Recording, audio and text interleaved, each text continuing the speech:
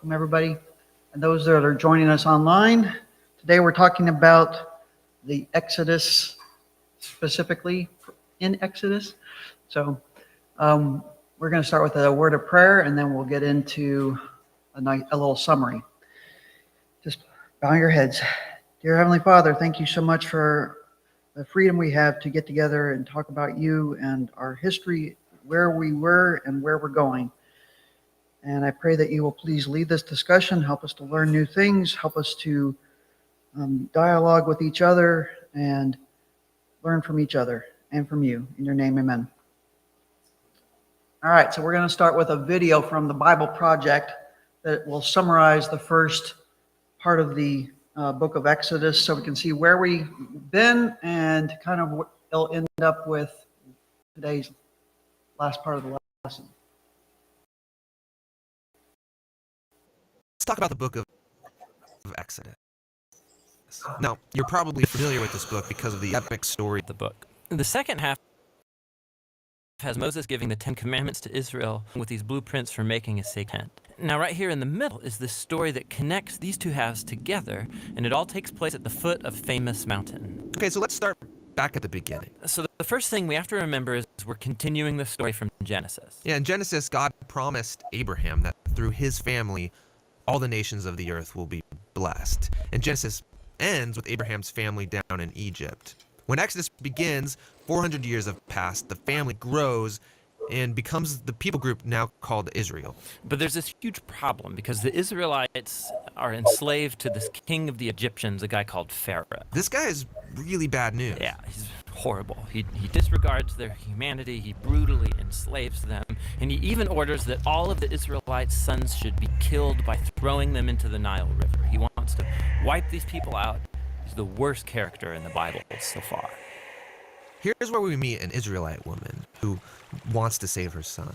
And so she does throw him in the river, but safely, in this little reed basket. And Pharaoh's daughter finds this baby and him as her own. And this is the boy who grows up to become Moses, the man who will rescue Israel from slavery. So Moses grows up, and one day, much later in his life, he has this crazy encounter with God where he comes across a bush that's on fire, but it isn't actually burning up. And God speaks from the bush, and he appoints Moses as the man he will use to deliver Israel. So Moses goes to Pharaoh to tell him this news that God wants his people free. And Pharaoh, he just pretty much laughs at him. He's like, who's this God Yahweh? And in fact, he's so offended by this request, he decides to make the Israelites work even harder. So discouraged, Moses goes back to God and says, listen, this plan's not going to work. But God repeats his promise that he's going to rescue them. And in fact, it's right here, for the first time in the Bible, that we hear the word redemption.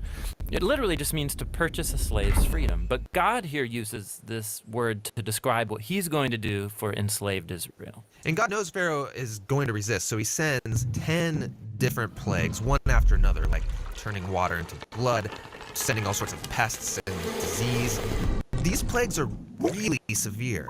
They are severe, but we need to understand that the story is presenting these as acts of divine justice against one of the worst oppressors in the story of the Bible. And they're all aimed at the purpose of rescuing these enslaved people and defeating the gods of Egypt. This all comes to a climax at the 10th plague, where God's going to kill the firstborn sons across all Egypt, every house. It's pretty rough. It is, but it's also God's response for how Pharaoh killed the Israelite sons. Now, as you turn the page, you suddenly get 2 long chapters of detailed instructions for what's essentially a dinner party with a recipe for a lamb. Yeah, but this lamb is super important. God tells the Israelites to pick it out and to prepare it to be eaten. And they're supposed to take its blood and then paint it all over the doorframe of their house. And anyone who is in that house will be spared from this final plague. And so this meal, which is called Passover, it commemorates this key moment in the story where God brings his justice on human evil, but also shows mercy by providing this substitute. This final plague makes Pharaoh angry, and he demands that Israel gets out of Egypt, which is great. But suddenly, as they leave, Pharaoh changes his mind. He has a change of heart. But on top of that, we're also told that God hardens Pharaoh's heart. Why would God do that? Well, what we need to remember is that over and over in this story, Pharaoh has already chosen to harden his own heart.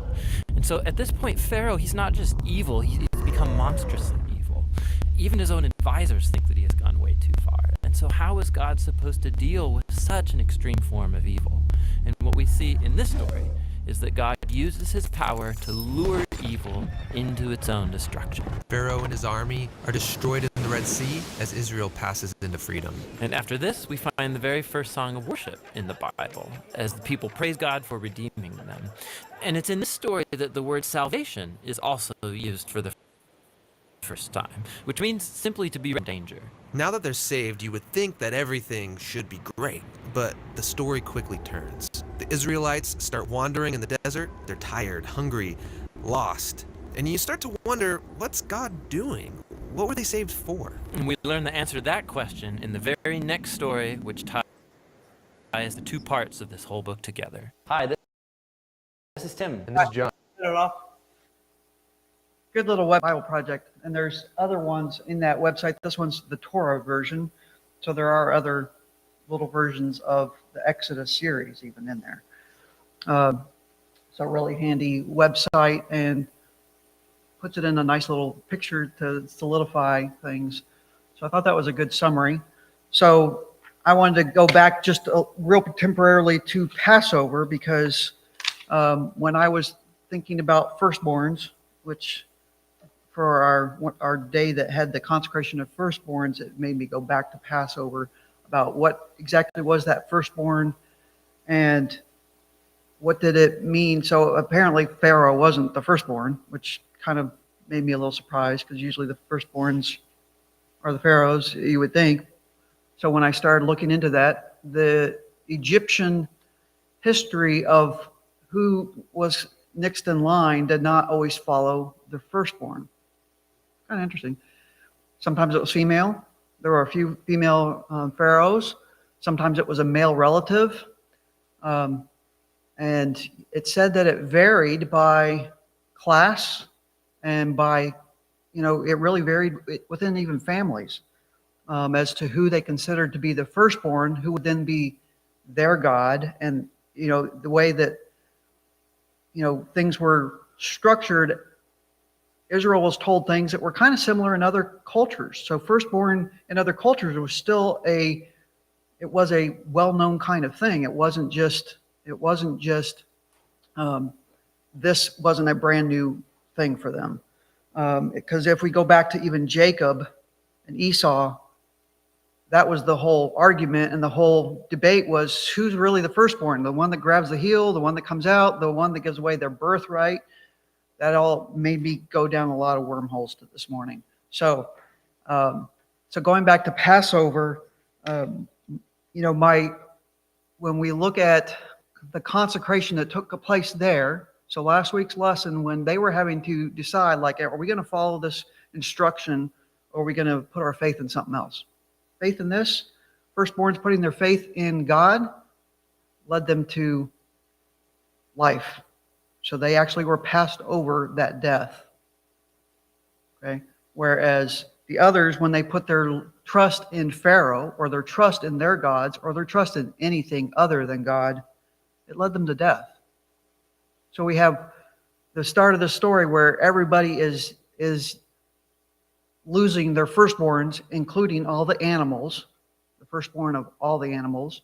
So death everywhere made Pharaoh very angry. So it says he even called them, Moses and Aaron, in the middle of the night to come. So they were summoned from their beds in the middle of the night to come, and then is told, get out. But at the same time, he's like, but bless me. So it's one of those of, where does that come from? Why is he suddenly saying that? So that was one of those. Is it just because you got caught and you're wanting no more to come on you? Or is it you're wanting a blessing because you're seeing that these people are blessed?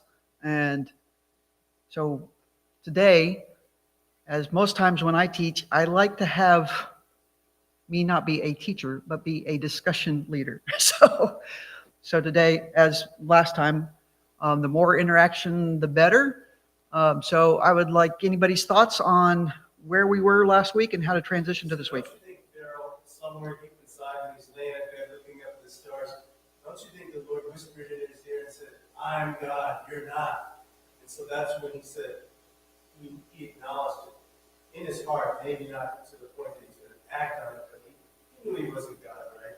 And so he's saying, bless me, and it just was a selfish act because he had acted so selfishly toward these other people.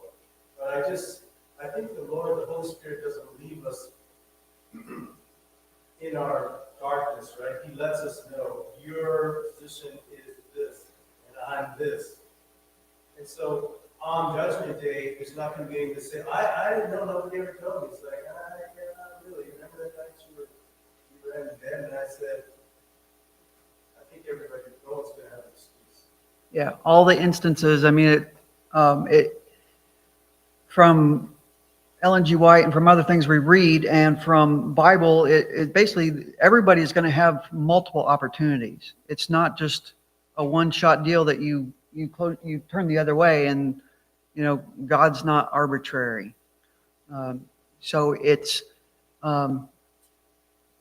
God is seeking in us and doing everything He can to save each and every one of us, even the stinkers, as my friend Pavel used to call everybody, stinkers, the ones that are not so good, not so nice.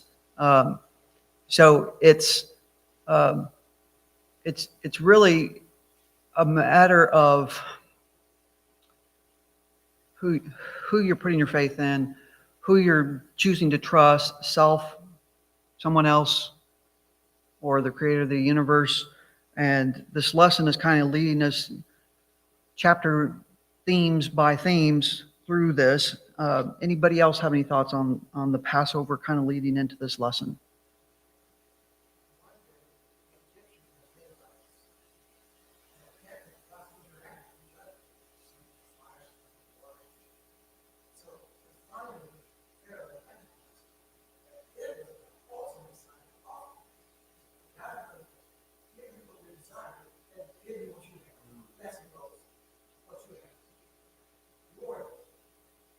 Yeah, life and death, that was supposed to be the things of only the gods, which Pharaoh was supposed to be representing. So that was the ultimate of the plagues of, all these other gods, the fly gods and the god of the Nile, the darkness, the moon, the sun, the stars, all these various gods that they were, he was showing in plague after plague that you think you're in control, you're not in control. And then life and death. So with Pharaoh, which it always made me think before, like, oh, he must have been the firstborn. I don't know why I always thought that, but it was one of those because he's king, and that's our more modern kind of thinking of it's either an heir or somebody else. It also said it could have been a relative from a second or third a wife or one of the concubines. It could have been any of those. So it was like, wow. So they just chose from various pathways to get their firstborns that were considered their leaders. So when we get to the lesson on the firstborn, the consecration of the firstborn, when we're going back to Israel being the firstborn and being the priest of the family, it was kind of that way with other cultures too. That firstborn was their God, was their one that taught them about all their multiple gods or whatever. So it parallels in some ways, but in others it's contrasted in that Israel's all pointing towards God as the ultimate, whereas the others are somebody that takes over every few years and is replaced and replaceable. Okay, so he goes to Pharaoh. Pharaoh says, "Get out," and he says, "Get out now with all your wives and children and animals. You can take everybody now and go to the desert and go and worship, but bless me." So after that happens and they leave, what happens next? He changes his mind, but it's a little bit down the road. Then they go. So the next thing is they really go and they start saying, okay, you all owe us for the work that we've done. What are you going to give us now? Reparations. So reparations, not preparations, but both. So they were given all sorts of goods, jewels, silver, gold, clothing, all sorts of things that they were given as part of their payments, and just get out and go. It's interesting to me that the Lord told them to get these things, request these things, and so that Egypt was plundered essentially out of that. It was like an army had taken over and taken all this stuff, but they actually handed it to them. They handed it over willingly, yes.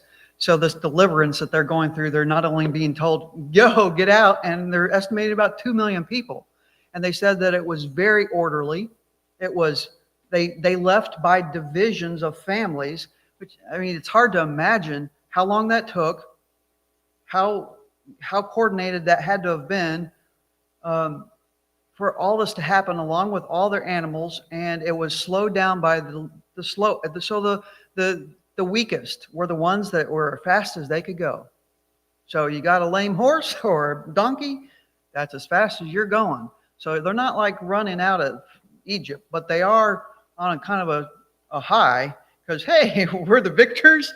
Give us all your stuff. They're plundering Egypt, and they're on their way out.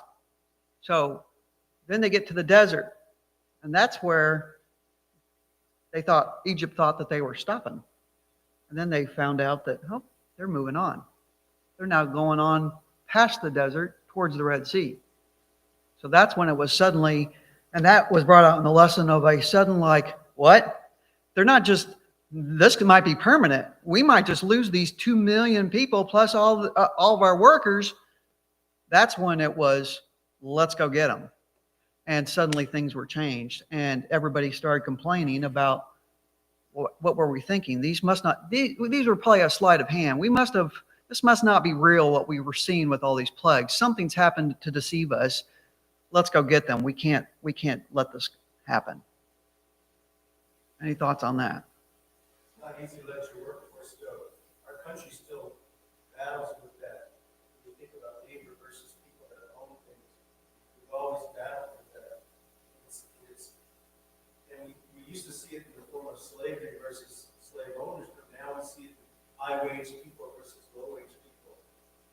It's always been a battle. The strong always try to trample on the weak, and that's just human nature. Yep. So then we get up to this time before the crossing of the Red Sea, where they are consecrated. So they had to make a decision before they left Egypt. So they made the decision. They actively had to paint the door stops to say, this is what I'm going to put my trust in. Then they're on a high. Then they get to the desert, where they're not really seeing Pharaoh coming just yet. And they're like, hey, let's consecrate ourselves to God tonight.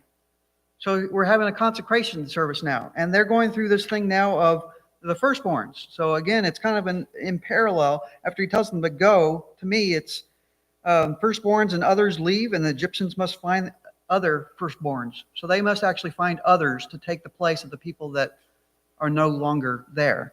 So they actually have to scramble now to try to find people to go after these 2 million plus people out in the desert. And they do that when they see them moving on past the desert. But then the others, they have to actually make a decision that night or that day, whenever it was, over there in the desert, about the firstborn being consecrated to God and being, now that I've redeemed you, now that I've ransomed you, now that I've taken your place and broken those bonds of your slavery and taken you out and delivered you, you're really mine. And are you going to accept that? And what are you going to do with it? So that was their decision of, okay, what are we going to do now? Are we going to consecrate ourselves? Are we going to be the priests? Are we going to be now the firstborns that had their life saved? Because they weren't all firstborns, but the first ones were the ones that were supposed to be taking over as the head of, okay, now the animals all became the sacrifice. That's all right.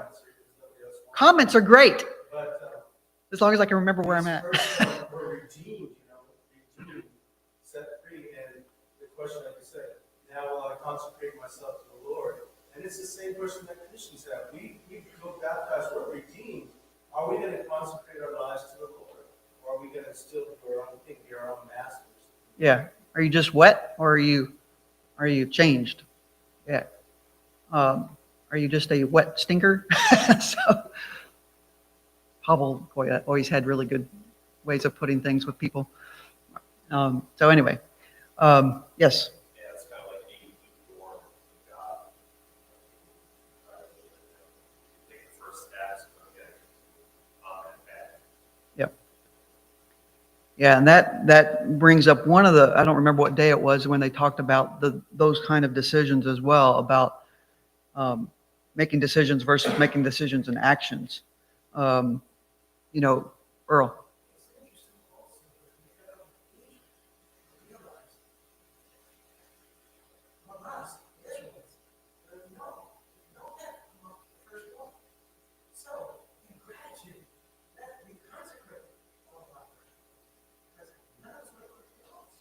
Yep. So the firstborn, they were supposed to be devoted to the priesthood. They were supposed to represent Christ. Those were kind of the definitions of them being a firstborn. Those were the duties, not definitions, but duties. Devoted to the priesthood, meaning you're teaching your kids and your family, and then the second, you're representing Christ and the future Lamb that's going to come and spill his own blood now that your blood has not been spilled. Okay? So, and then we get to the what's the nice word? Then we get to the crisis point of them seeing that they're being pursued, and their first statements out of their mouths are what? Sarcasm. Part of it is sarcasm, which we still use a lot. So sarcasm is one of my favorite things to use, but when because I looked at their statement of Egypt not having graves, not enough graves, and it was like, why do they bury their people different? Do they not have graves? They made a whole science out of it. It was definitely sarcasm. Yeah, go ahead.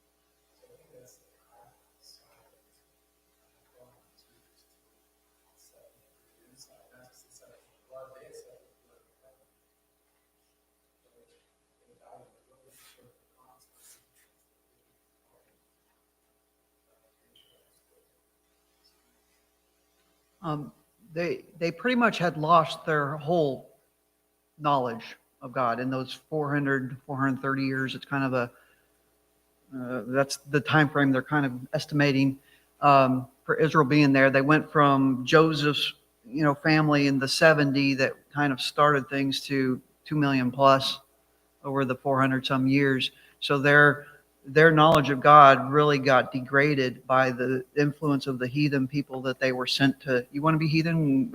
Go live with the heathens and see what it's really like. It's definitely happening today. I mean, so that was one of those wormholes I went down this morning, which we can. Robert, did you want to say something before we get down that wormhole? That was one of the Earl. Uh-huh. Yeah.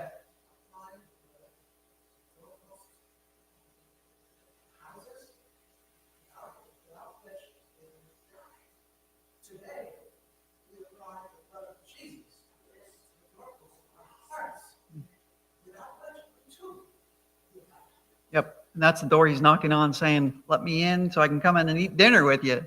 Let's eat and communicate. So it's yeah. Doorposts and doors are definitely used a lot in the Bible to stand for a lot of these things. So that's a good point. Any other points before we go down the wormhole real quick?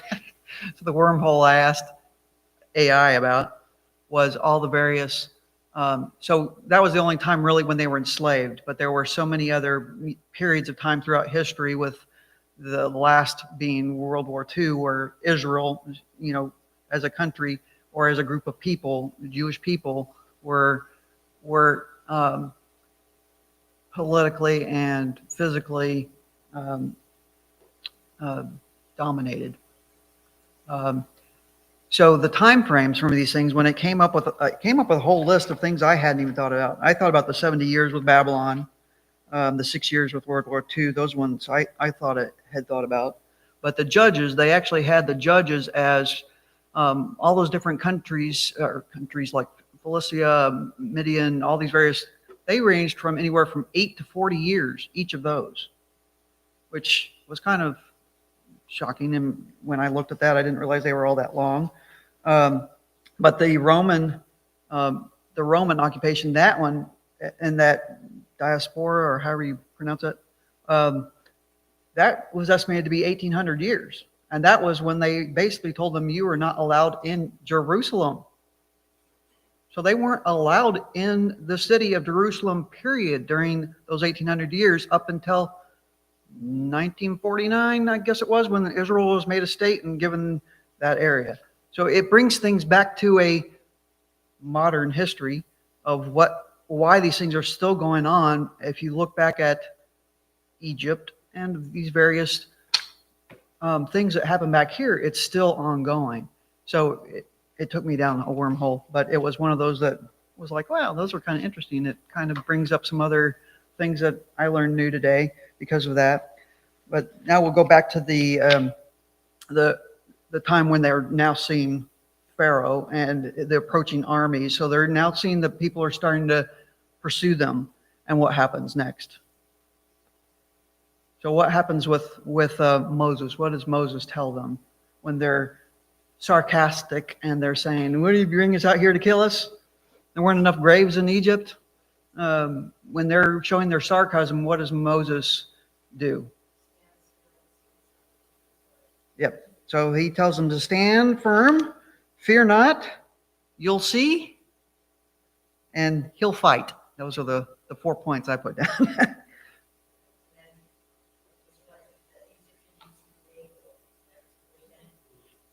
Yeah. So that part was kind of interesting as well, because it occurs at midnight. And that apparently is where they get these various...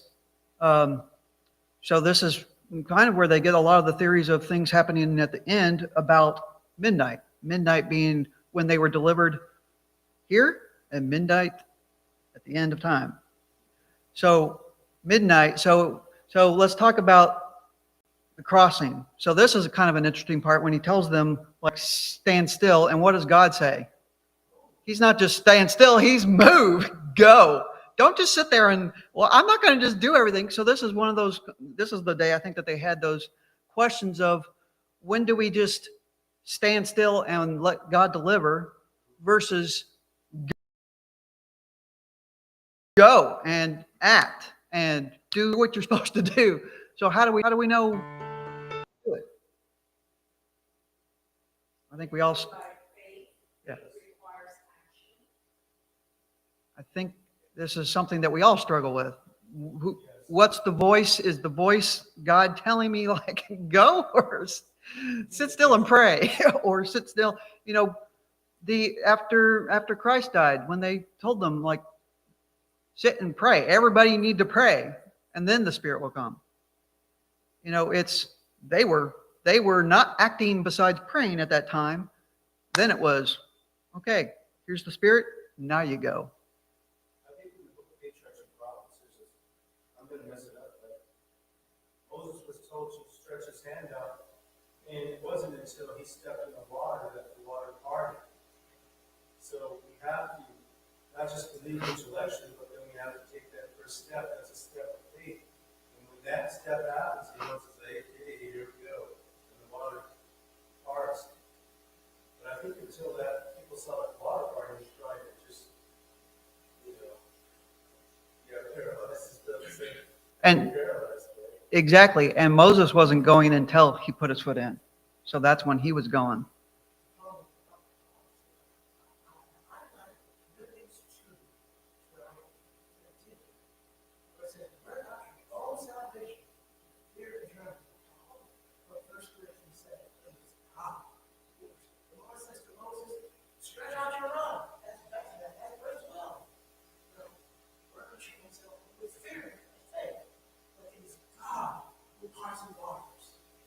Yeah, it wasn't his rod. It wasn't a magic wand. Yes.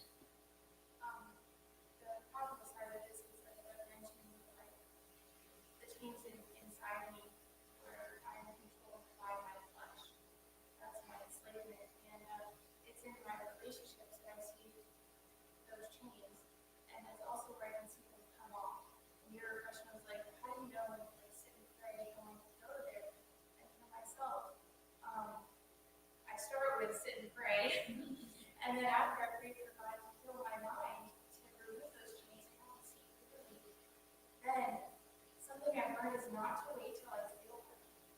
Because then I'm still waiting for my flesh to direct me. But after I pray, then if He provides a situation for me to be proactive and love for someone, that I'll go there. And I've noticed that when I go there, to proactively love that person after praying, then my emotions will come in and feel rightly about that person's value and about my own value. But when I just sit and wait for me to feel better and then function better, then I'm still being guided by my emotions and by my flesh rather than a sound silver line like God promises He'll give us. Seek Him with all our heart and all mind. Yeah, it's the same issue of following feelings, which is why, I mean, there's a humongous divorce right nowadays. I mean, it's one of those things that feelings are what get us into trouble a lot of the times, and acting on feelings instead of, it's like heart versus head. You know, it's, my feelings say to do this, but my head's saying that's wrong. You know, it's, what do you follow? Your feelings or your knowledge? And like Paul points out, if I can pray, then there's nothing that can separate me from God, whether it's my own chains or a situation or whatever. If I'm willing to pray and then go there, then He's going to restore my mind and all of Jesus. Then no matter how enemies gets me, I can function in love, and that's real freedom. Because I'm not controlled by the situation or by another person or by my own flesh.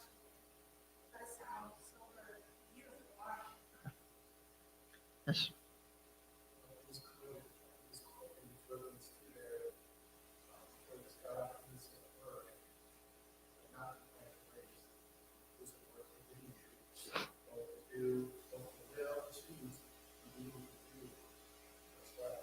My goodwill, yeah.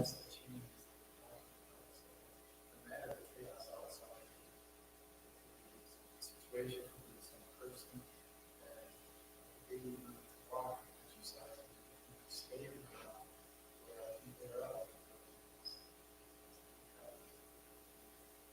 Hannah. Yes, mortals, we come through situations where you're trying to pray and think, and there are times I think about this guy. I know we saw that movie and whatever in the morning when it saved all these people. From that. Desmond Doss. Yeah. So sometimes, you've got the God thing to do, the right thing to do is the hard thing. Most of the time, the right thing is the hard thing to do. Uh,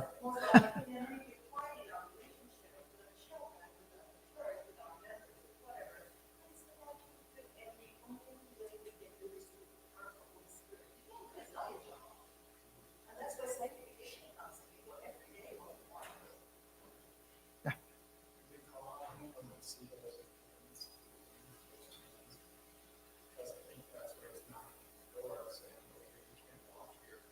But take a leave of heaven as my child, and teach you to walk. Me, I'm sure all of us. You have these legs when you're walking, you're supposed to be child. It's big, as well as God, these all the situations. Don't you say, Because the goal isn't completing that action, the goal is me growing up. And every parent and every children know that the goal isn't the task to give the child to do. The goal is teaching them the child to function. So this whole process that we're going through, and this consecration that they had right before this happened, this whole consecration, another word for it's sanctification. So that whole process of searching and kind of putting your faith in something that it's not us, it's someone else that's going to be taking care of things. That's kind of where we all struggle. It's hard to let go. It's hard, especially if you're used to making decisions and being the one that everybody looks to for decisions. It's sometimes hard. So it is a learning process our whole lives. There are times when you don't have much time to stop and think and debate about, okay, should I pray now or should I get out of the way of that car that's about to hit me? For instance, yesterday, I was telling Robert about this. First time in my career as a physician that, so got called to a patient that had slipped in the lobby bathroom before getting places in time. And so I just ran out there, did not have any protective equipment or things on me and I actually recognized the back of his head and was like, he's mine. He wasn't there to see me, but he ended up having a very highly contagious infection that put him in the hospital and can kill him and may kill him. And in the process of all that, I was contaminated because we can't transfer him, and I had him put his arms around my neck. And when they left, my clothes were covered. First time I've ever had my clothes get dirty in an outpatient clinic.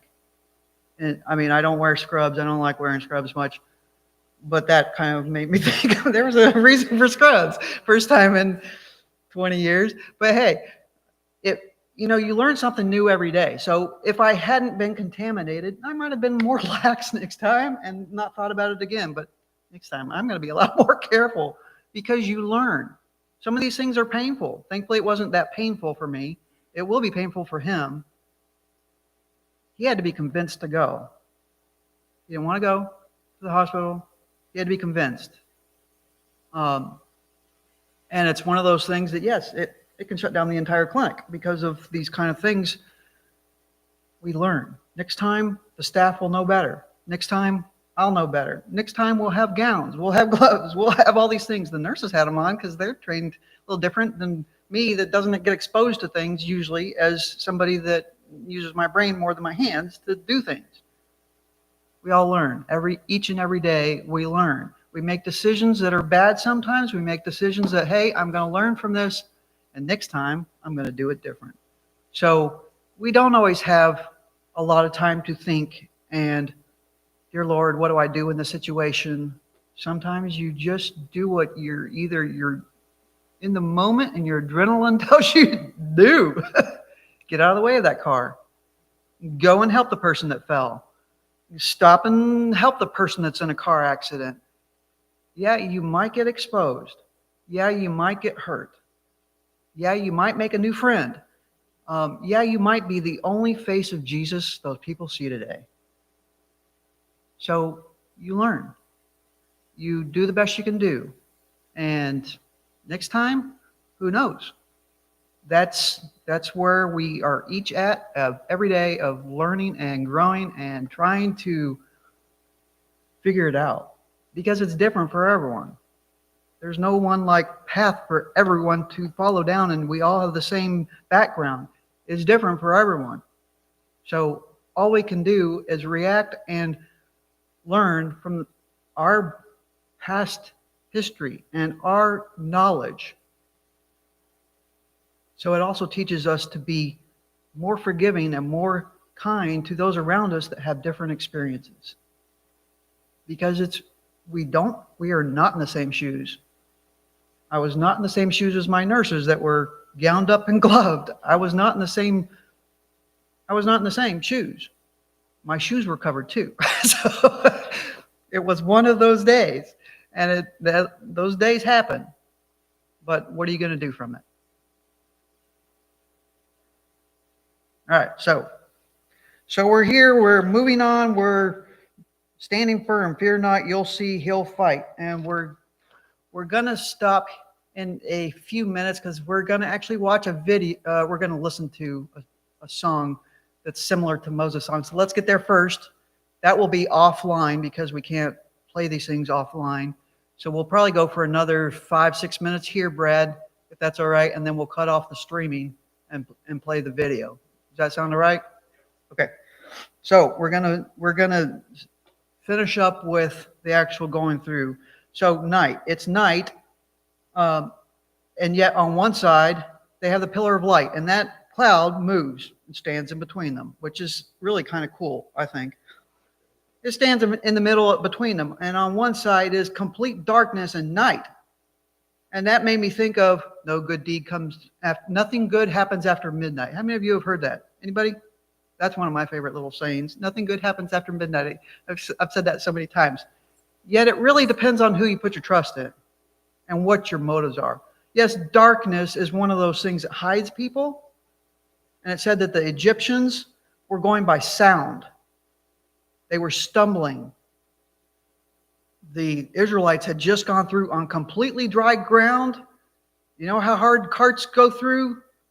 You know how hard it is to walk around with boots on when you got a little bit of rain and you get stuck? Imagine that with carts or chariots. They had water. Egyptians got stuck and they got suddenly panicked because here they are thinking, we got them. And then it's, oops, we're stuck. Our wheels aren't going anywhere. What's going on? Maybe it's their God. Maybe their God is really real. And they started panicking.